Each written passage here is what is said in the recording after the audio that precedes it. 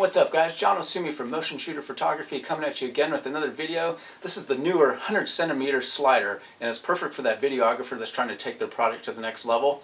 To find links to this product, check in the description down below, and let's get to it.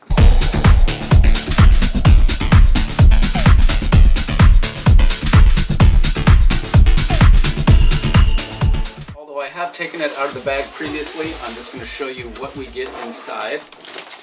Okay, the first thing, I really like carrying cases because when you have a lot of gear with you and you're putting stuff in boxes, it's really easy for stuff to get mixed up. So the carrying case is convenient, and I really appreciate that. You've got the tools that you need. So we have an Allen wrench, and then this is going to be the handle that's going to go onto the dial here. So it does come pretty much ready to use, but there are a few things you have to do to get it set up. You have to assemble this dial.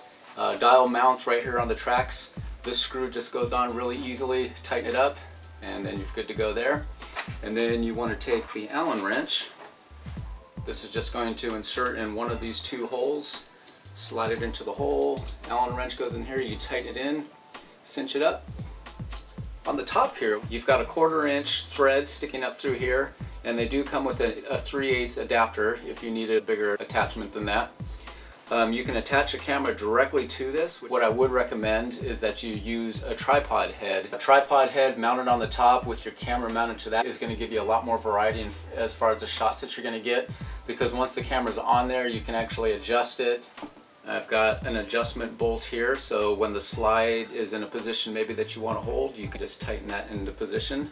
On either end, you've got adjustable legs. You can adjust these legs independently to match the terrain you're on, and that way the slider will be as level as possible.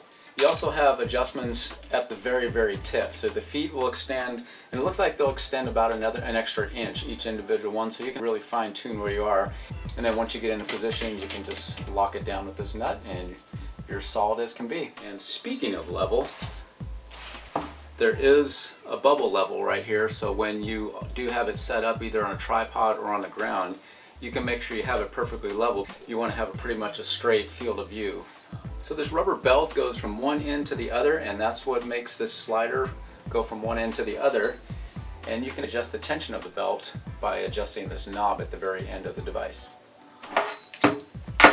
On the bottom side, you can just screw a tripod directly into one of these holes, and so you've got 3/8 holes, and then you also have 1/4 inch holes. So when I mounted mine, I actually used a 2.5 by 4 inch plate, and that seemed to be much more stable. What I learned is I also had to mount it on my tripod. I had to make sure that I went perpendicular to my tripod's tilt, because if I tried to mount it with my tilt, when my camera was at one end or the other, it was just putting an incredible strain on my tripod's braking system. This is all manual, so it just moves nice and easy just by turning this dial. So what I did is I took this device around the house and just kind of did some test shots for you.